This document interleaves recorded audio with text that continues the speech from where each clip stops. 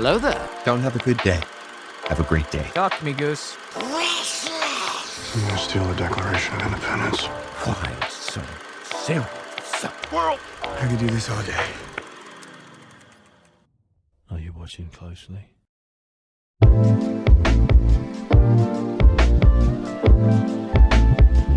Welcome everybody to the One-Eyed Film Podcast. I'm your host, Seth Mossberg, and today we got the Nolan Bros back with us. What are you laughing at?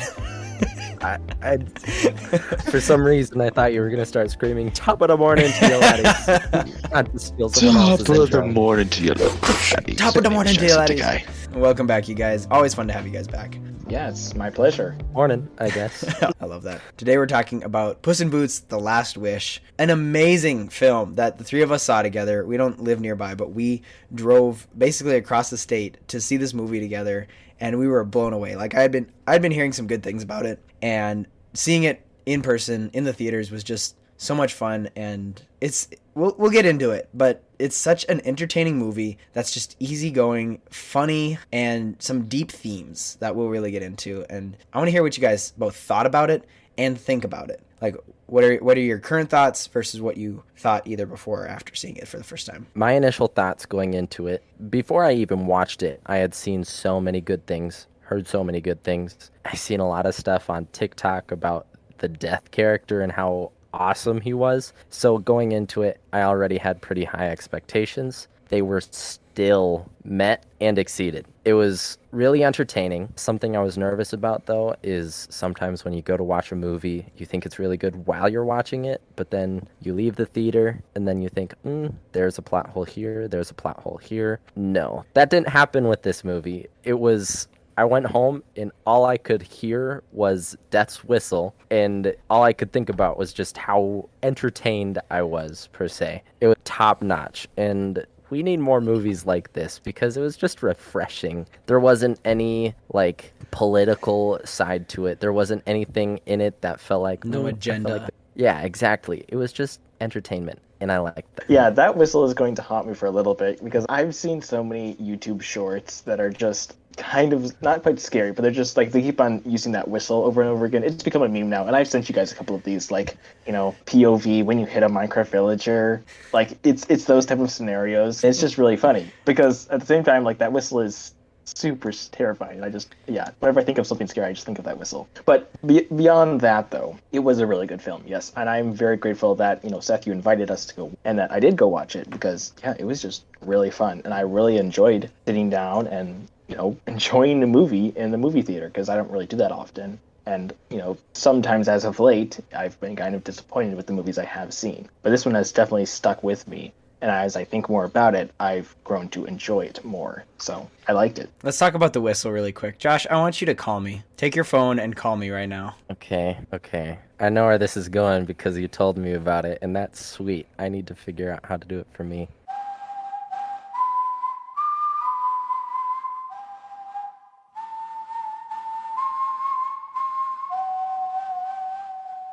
So I made it my ringtone because I just love the melody. The melody's pretty good. And just almost being scared when I hear it go off. And then I remember it's my ringtone. But also it's even a fitting theme to be signifying of your time is not forever, death is coming. And it's almost like the Unis Honest type of feeling where you know that you're not going to live forever, and so make the most of your life. And that's what Puss realizes, and it's kind of a reminder for me, but also it's fun. It's fun to kind of have that scare, because that whistle still gives me chills. I watched it a second time, and every time he shows up, just shivers every single time. It was so good. Coolest character, too. He is one of the coolest villains ever. Mm-hmm. Most movies, I just consider them the bad guy, but no, this guy, he earned the title of being a villain. And DreamWorks has done really well with their villains. They kind of knock it out of the park with all of their villains and how they're presented and their motivations and all that. So I'm glad that this was that type of character. But also, people have said, not only is it the best DreamWorks villain, but I don't think he's the best villain of cinema, but he's up there. And it's weird. Again, it's so weird to give this kind of praise to a sequel to a spinoff from the second movie of Shrek. What? Shrek of all movies. You wouldn't expect this from something about an ogre who lives in a swamp and talks to a donkey all day. Mm-hmm. You wouldn't expect that. But here's the thing. This movie doesn't connect to that. The only thing that it is obviously Puss was from the Shrek movies. But besides a couple nods, like to Pinocchio and the Gingerbread Man, this is a completely separate movie. It does not matter that this also exists in Shrek's world. It can be a complete standalone movie, and both with the art style and with just the story. The only thing that I wish I knew a little bit more was his relationship with Kitty Softpaws from the first Puss in Boots movie. But even that, I hadn't seen it, and it still didn't like detriment my viewing of it. I could still watch it and enjoy it. I think the whistle is just so powerful because if you listen to it, it's kind of not super scary on its own if you like maybe change the tune or whatever, but the way he does it, and every time you hear that whistle, you know, oh boy, this is something's gonna go down, because every time we see it, it's just we see the whistle and Puss's like his hair stands up, and you see it in his eyes that his eyes go wide and he starts freaking out, and like we as the audience start freaking out because we're like, oh no, what's gonna happen? Like anything can kind of happen. The cards are down. This wolf guy who we don't really know at the start what he is. We just know that he does the whistle, and that's kind of his calling sign, and it's terrifying. I want to talk about the animation really quick, because as you may know, I have a degree in animation. No biggie. Wait, I have a question. Yeah. Do you have a degree in animation? I think I do, yeah. You aren't sure? As someone who has a degree in I'm sorry. If you guys didn't know, that was a meme that was posted by one of our community members in our Discord, which you should totally have joined by now. We have a lot of fun commentary and discussion over there. And memes, obviously, and it has become a meme that I have loved. I'd use that excuse way too much, but I think it's really funny. Anyways, I do want to talk about the animation of this movie, because it really diverted from the Shrek style. I mean, it was still the same style in the sense of how the characters looked. It still looked the same as Shrek, but it was very different. And I think this is a turning point in the animation industry. I watched an incredible video by Flying Walrus. I think I've talked about him before.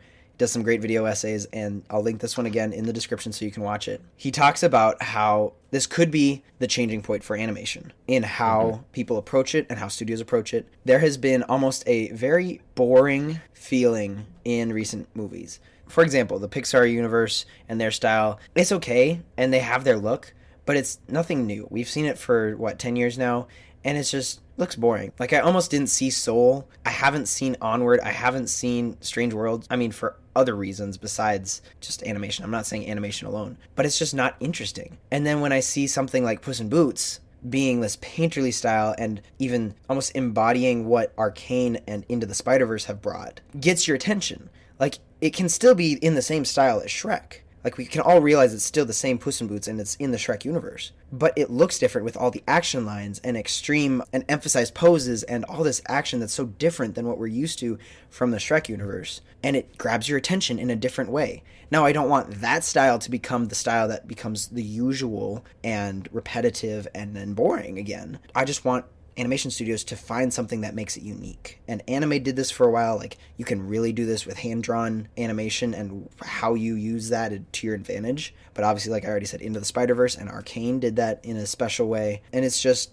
something that makes it stand out more than just an animated movie. And on top of that, what Flying Walrus said, it makes it so you cannot enjoy it as a live-action movie. This could not be a live-action movie because half of the enjoyment is watching all of the things that go on with it. And I think one thing that I haven't experienced this firsthand, but people have been talking about the live action remake of Cowboy Bebop and how that didn't work because you can't just make it live action and expect everything to translate. There are things that are special to that style, and that's why animation exists. You cannot, like, I'm worried about the Little Mermaid movie simply because I don't know how they're going to do Flounder and Sebastian as a talking fish and a talking crab. It's just special to animation, and they nailed it the first time around, and it just doesn't translate to animation. And when you can make an animated movie that is obviously not going to be ever made into a live action movie, it's special. It's part of the style, how you make it, and also just, the themes that you put into it, or the style that it is. Yeah.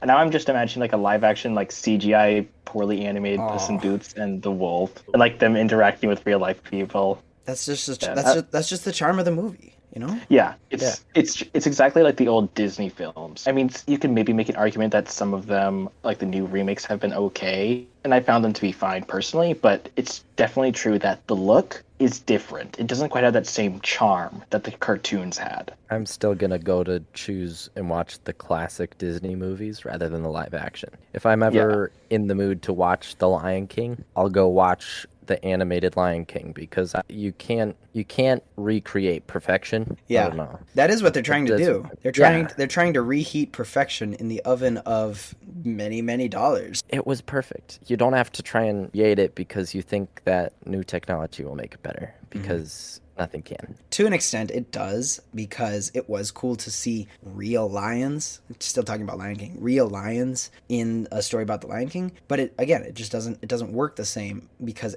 lions don't emote the same way, as if there's a level of disbelief in an animated world. Almost being animated gives us a level of disbelief that it isn't real. You understand it's a lion, but you understand that it's a talking lion. And when you bring it into live action, it was all computer animated, but it looked real. You lose that sense of this is supposed to be fake. And it when you pretend that it's real, as though it could have happened, like the Lion King looking really real, then it again loses some of its unbelievability, and that's what makes it so fun to watch, Yeah. But we're gonna get back to Puss in Boots.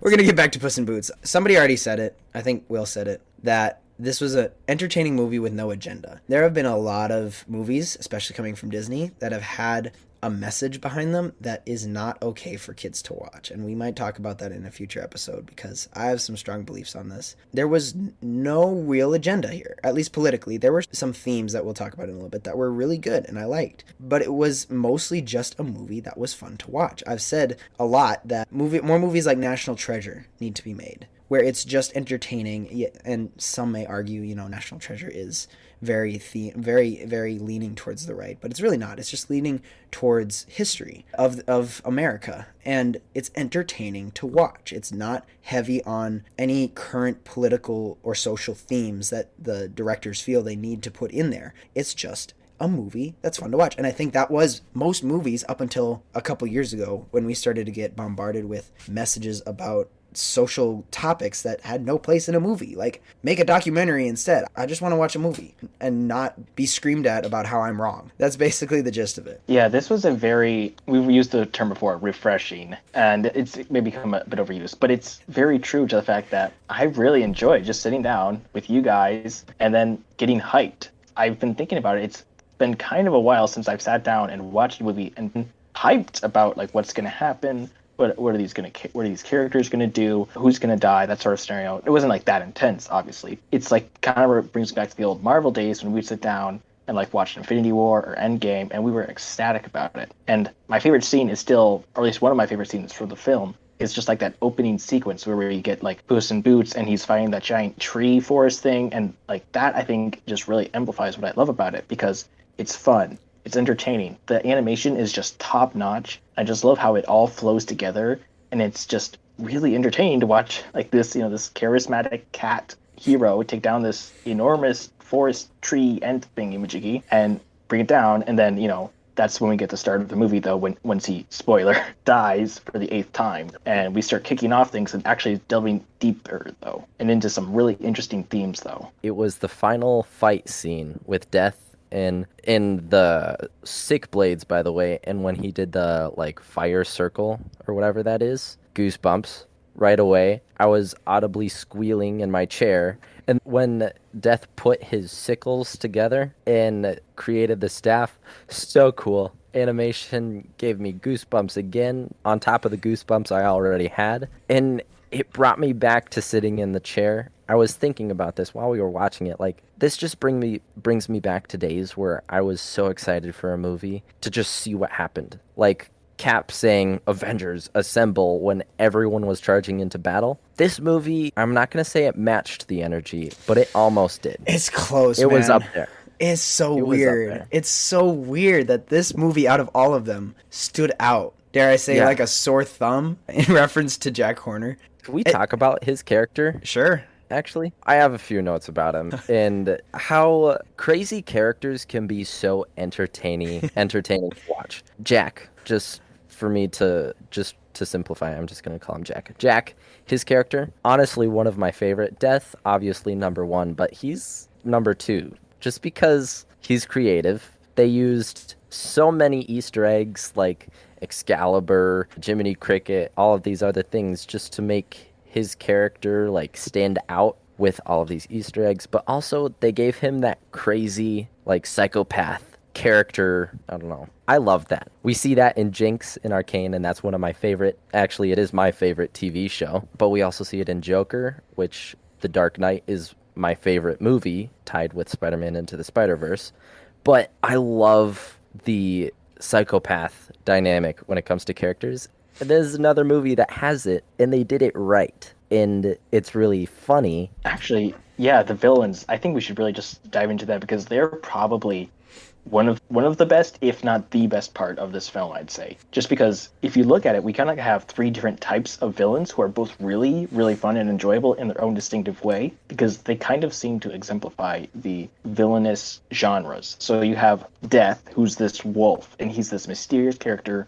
We don't know a lot about him, and we learn more and more, but he's like the ultimate threat to everyone. Whenever we hear that whistle and see him, we get just terrified. We as the audience and Puss just terrified because he's just this threat that cannot be stopped. He's a force of nature type of being, and he's just super scary and mysterious. But then we have Big Jack Horner, who is the irredeemable villain, and they really play into that because like even the little Jiminy Cricket from the Pinocchio story, he like basically says like you're a monster, because that's what Jack Horner is. Like he's a monster, he's irredeemable, but he's kind of that fun character, and they get to play around with that. And then you have the Goldilocks and the Three Bears, and you kind of get that redeemable sort of quality. They don't really get redeemed, but they're kind of like the sympathetic villains, or at least you understand why they're doing what they're doing. And each of them play this part in this story, and they're all fighting each other at the same time, fighting the good guys, and it's really enjoyable because we get to see the different villainous genres exemplified in them, and they play them out so perfectly and their characters so well in the story, and it just makes it so much more enjoyable. Yeah,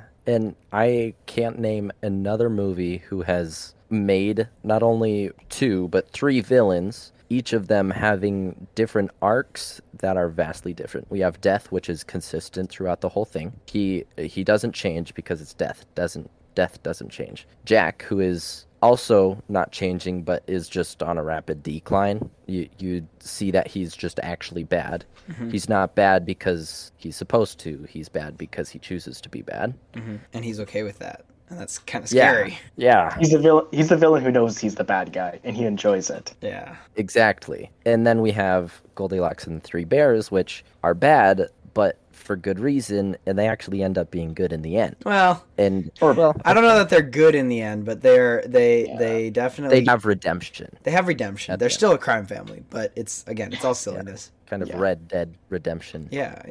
Yeah. Will, you brought up Jack Horner's like fun gadgets and trinkets that he has, and I remember leaning over to Josh during the movie and saying, "Aren't a lot of those like copyrighted by Disney?" And then I realized Josh realized and told me that they're fairy tales that Disney adopted and made into their own. And so Disney has like copyrights to those retellings of the fairy tales. This is kind of like the Winnie the Pooh situation, where they just, they're releasing Winnie the Pooh Blood and Honey, where the original was its own thing and the Disney version is its own thing. So I saw Cinderella and I saw Mary Poppins, and there are all these other references to what I thought were Disney movies, but they're just nursery rhymes, or they're nursery stories or something like that, which again is very creative. And possibly it's because they knew that was kind of at the last of the Shrek movies, because they could have used those in a different way, possibly in references, because I think Shrek 5 is confirmed. So that'll be interesting. But they kind of threw in anything else that they had, and they were like, okay, Jack can use these gadgets for fun and all that. Yeah. Magic Carpet was the other one. Oh yeah. It's also crazy to think everybody only knows the Disney stories, but like if you look into it, the real story of Cinderella is messed up. Yeah. Sleeping Beauty, really messed up. Yeah. Like I'm glad Disneyified those stories.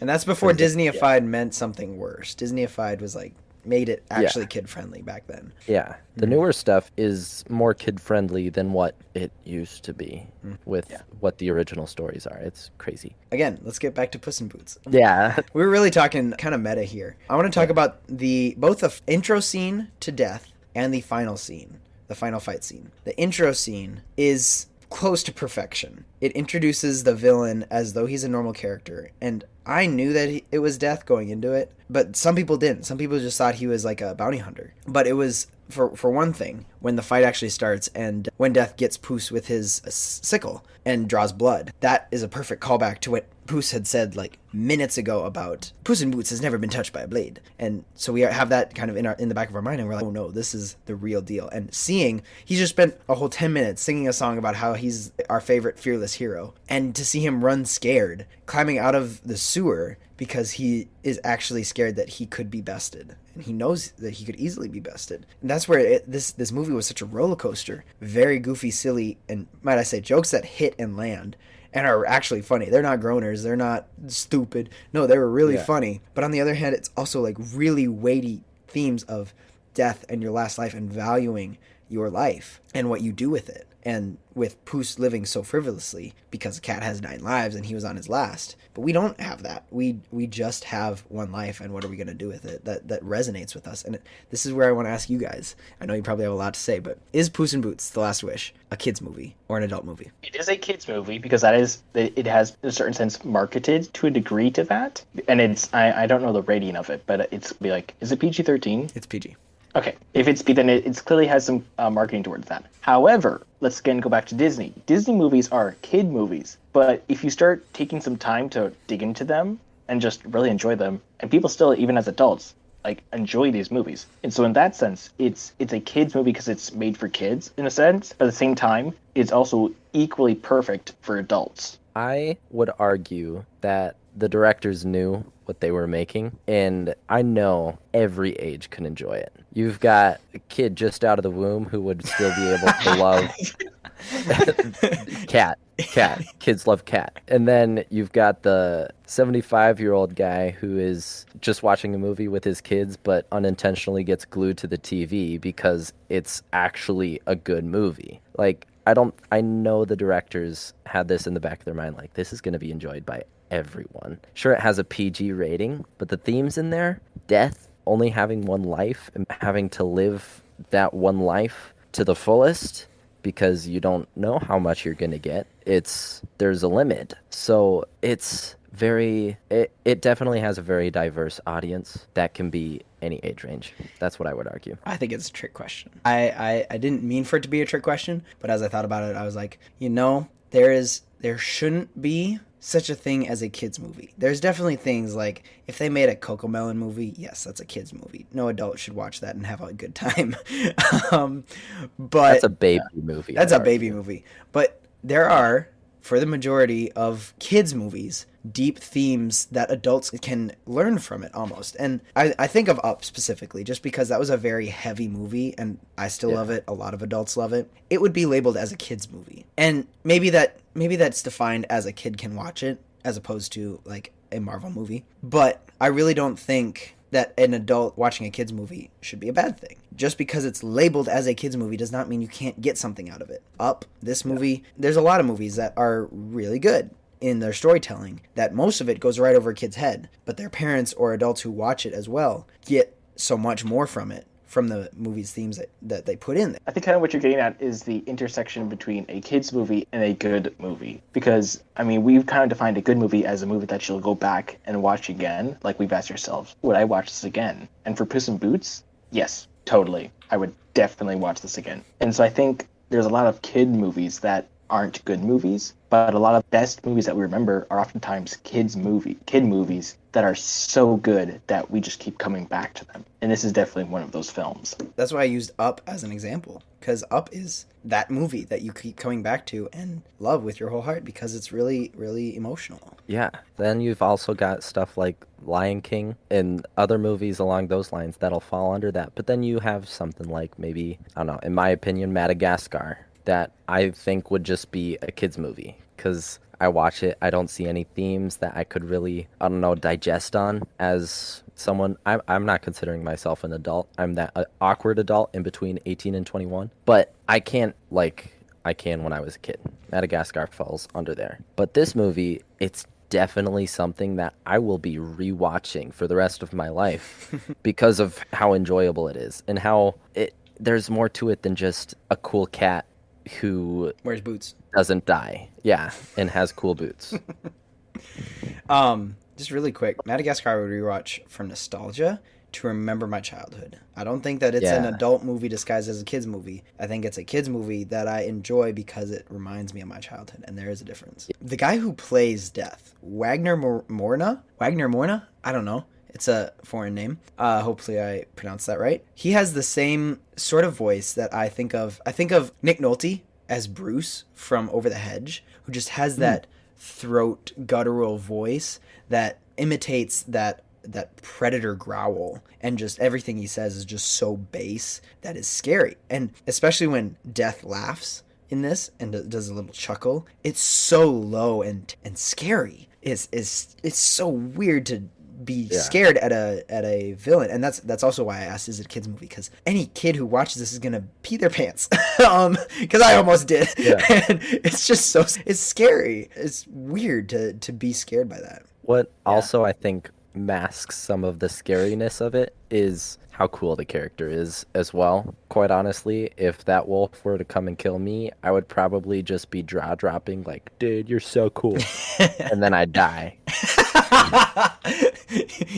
That'd be my last words. You would die from shock. You'd be like, oh my goodness. Why don't we talk about the main character, though? Because we've talked about the villains, which, I mean, we can still do that because they're just good. But let's talk about the main character who this movie is all about, Puss in Boots. So what do you guys feel about him?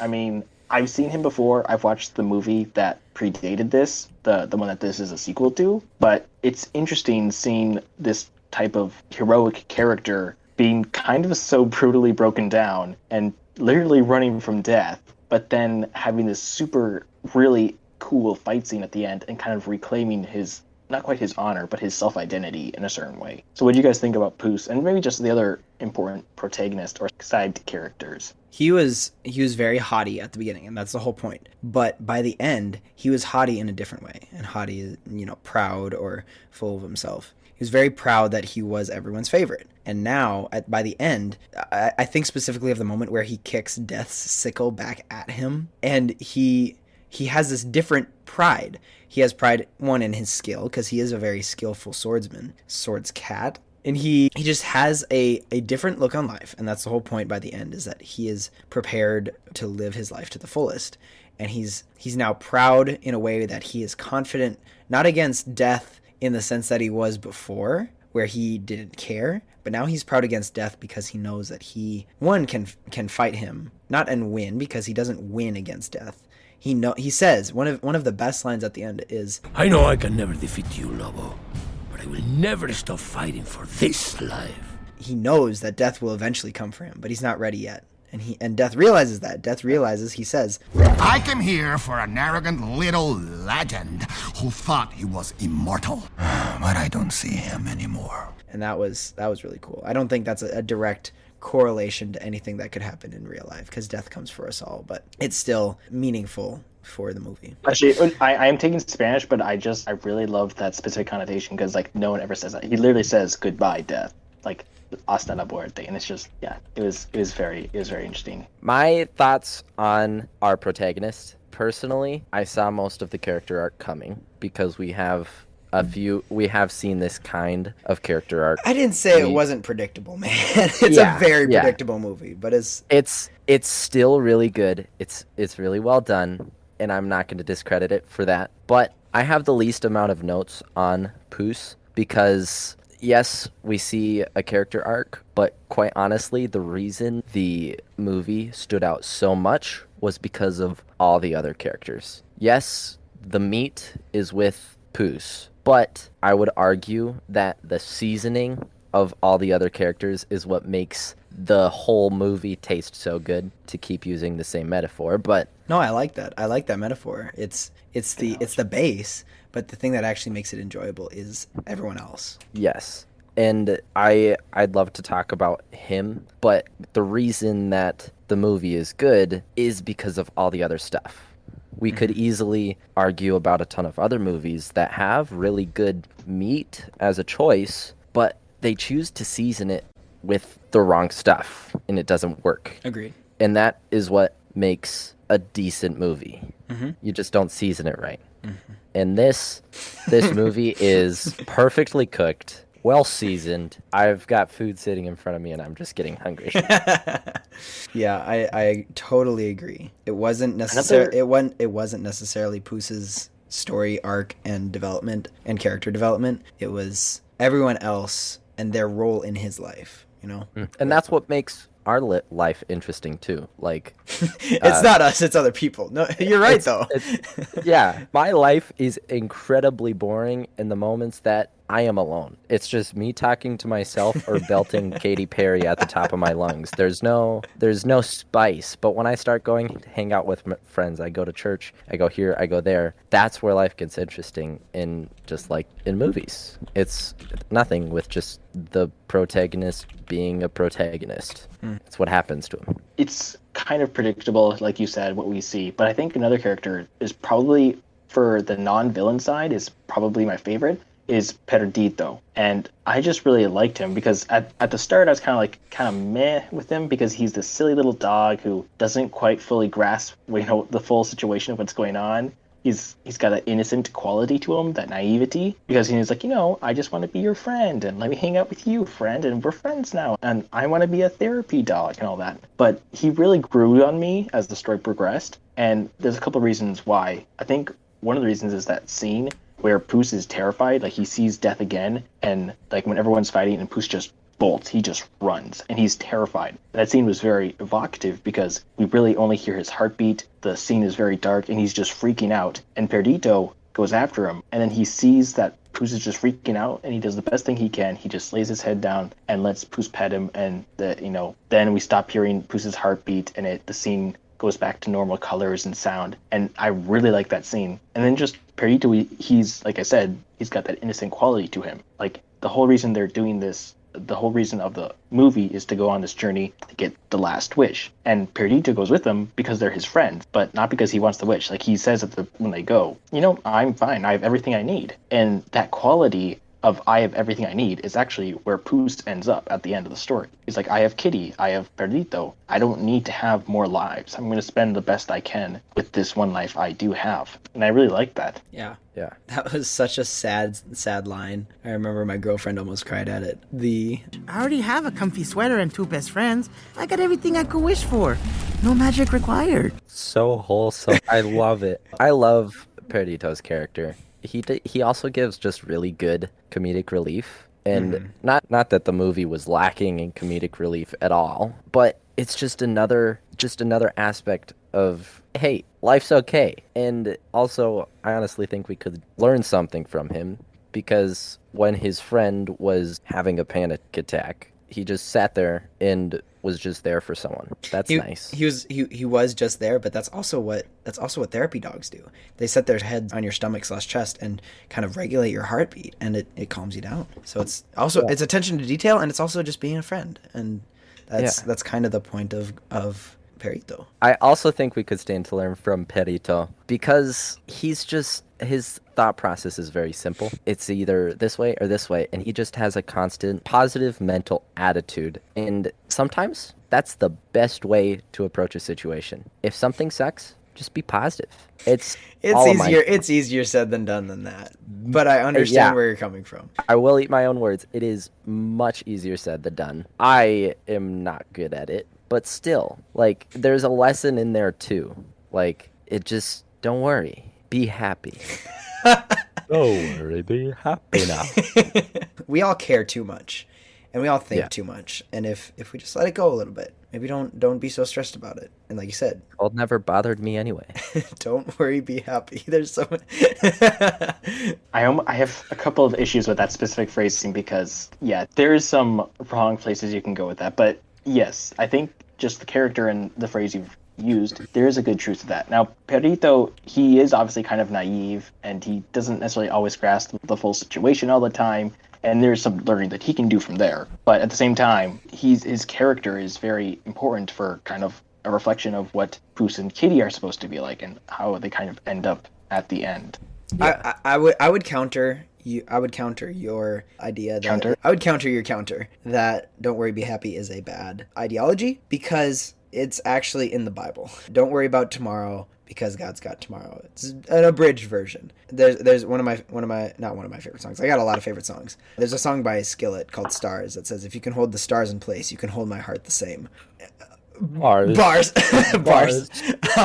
It's fire, man. It's true that God has us and will not let us go. You shouldn't be worried about tomorrow. Yes, you have a responsibility to do things. You can't just sit back on your lazy boy all day and expect good things to happen. You have to put work in, but you also shouldn't be worried. And I need to hear that just as much as anyone. I worry a lot, and it kind of drives me crazy sometimes. So Perrito is a very strong character. Even though he's a very weak and naive character, it's very fun to watch somebody not worry. And the little dog who has not a care in the world. And yes, it's because he doesn't know any better, but not caring is kind of is I shouldn't say not caring is biblical. Not worrying is a very biblical theme. What's your counter to my counter of your counter? Very easily.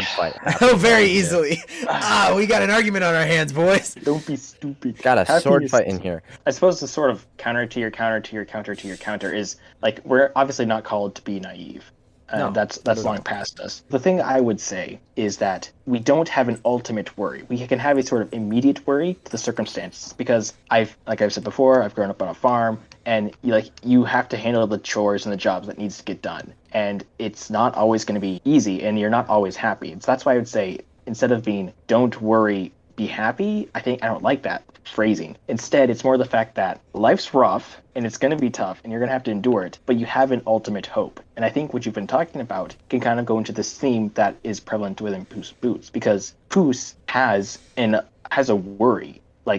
He's spent his 8 lives, he's lived it to the fullest. He's been on this hero's journey, or he's been on this heroic journey of tales and epic legends and wooing maidens and all sorts of crazy shenanigans and whatnot. But then he loses his 8th life, and he's on his last life, and it hits him. He's like, oh no, this is it. This is all I've got left. And he has that terrible fear, and that is quite literally manifested in the form of death, who's haunting him and coming after him. And as Christians, that's quite different, because we do worry about our circumstances and what's going to happen, and I'm not going to downplay that, and I don't want to be naive and caught on the guards. I want to be as prepared as I can in this world, but I have this ultimate hope and faith and joy in the fact that I know where this is all going to go, and I know whom I can rely on. And Puss doesn't have that, and he sort of gets a certain type of that feeling. In the end, he's like, I'm going to spend this life to the fullest I can. But it's still very reassuring for me personally that no matter what happens, I have this ultimate hope. I know what is at the end of the tunnel. I can see this light, as dim as it is, and as dark as this tunnel is. I know what's at the end of it, and I'm going towards it, and I will get there one day. I agree. Bars. Final thing I want to touch on is a little side plot that we get that I didn't really expect. Goldilocks and the Three Bears. That was kind of a very popular children's rhyme that hadn't been touched on in the Shrek movies yet. And I think they nailed it. And this subplot almost had me crying. I know there was a lot more emotion with what Puss realizes about life and all the moments with Perrito and all that. But the Goldilocks subplot was very emotional. And it was almost a strong theme for an adoptive family, an orphan being adopted into a family, even though they're a bear family. But she realizes that she doesn't actually want her wish of a real family. She realizes she's got everything she's ever wanted in a family, even if it's a bear family. But Mama Bear is one of the most loving characters in the movie, is what I realized. She says, her exact quote is, when she realizes what Goldie's wish actually is, she says, and whether you think we're your family or not, if this is something that will make you happy, we'll get you that wish. And I don't want that to be advocating for giving your child whatever they want. I believe very strongly in a parent parenting and not letting your child do whatever you want. But Goldie is an adult at this point, and so Mama Bear is willing to help her towards her goal of having a real family, even if that hurts her. And Mama Bear is saying this with tears in her eyes, saying that even if Goldie doesn't see the bears as her family, she will help get to her wish of a real family. And it's flipped on its head when Goldie has the map in her hands and she could make the wish for a real family and leave the bears behind, but she realizes she loves them because Baby Bear's about to die. Baby Bear's about to be sucked into the giant star wall and die, and she saves him. And then, she realizes she's had everything she's ever wanted in the family that she's grown to love, even if they're bears. You could say she has the bear necessities. No. I hate you. I know you do. I hate me too. That was a nice subplot. And again, it was pretty predictable. We saw kind of, okay, she feels kind of orphaned, even though she's a little orphan. She wants her own true family, and then she does that. The family was the one she had along the way. But the execution was so good that it still made you feel for her and understand her. And really, although there's still kind of villainous at the end, you kind of enjoy these characters, how they end up by the end of the film. And so that was really nice. I do want to credit the reason that this kind of predictable plot is with Goldilocks and the Bear family. I want to credit it to the acting because they did a really good job. Like, honestly, the flawless from Mama Bear, I was really impressed, and I thought about it while I was sitting in the theater chair. Like, it was really good, and the execution there was perfect. I do want to give credit to Olivia Colman and Florence Pugh, who absolutely nailed that acting. It was really good. Obviously, the acting throughout the whole movie was awesome, but that especially just stuck with me, and I couldn't tell you why. Maybe just because it was well done. That final fight was so intense. I could watch it 1,000 times. And especially the part where you think Death is coming in for the final blow because Puss doesn't have his sword, and he pulls out the gatito blade and stops it with the tiniest of blades, and it just mimics like the size difference between Puss and Death with the sickle and the tiny gatito blade. Oh man, that was a Captain America catching Mjolnir moment. Oh, it was. And then because then he's still swinging, and he stops it with the gatito blade, and then picks up his hat on his way around. Just that moment of I got this, bro. We see, and that ties in so well with the thematic parts of the story because he's basically being deconstructed by Death. Like, he loses his identity, he buries himself earlier in the film, and then like he shaves his beard, and then so he gets that back, and then like he in the fight itself he loses his armor, his sword, his boots, and then the last thing that that he decides to fight for is Kitty. That's what he's fighting for, and like that's exemplified by the blade, by the little knife that she gave him. Is like, this is what I'm gonna fight for. I'm gonna die for this, not for all the other stuff, not for my boots, not for my hat, not for my sword. I'm gonna die for the people I love, the person I love. And that's what keeps him going. And then he reclaims and rebuilds his identity. And so when he defeats Death, he tells, Death, pick it up. And then Death goes in front of him, sees something different, snarls, and he looks Death straight in the eyes, and he doesn't show fear because he's fighting for something that he's fighting for the people he loves. And he's rebuilt his identity. And that scene was just so good and perfect and amplifying his arc and ending it up. I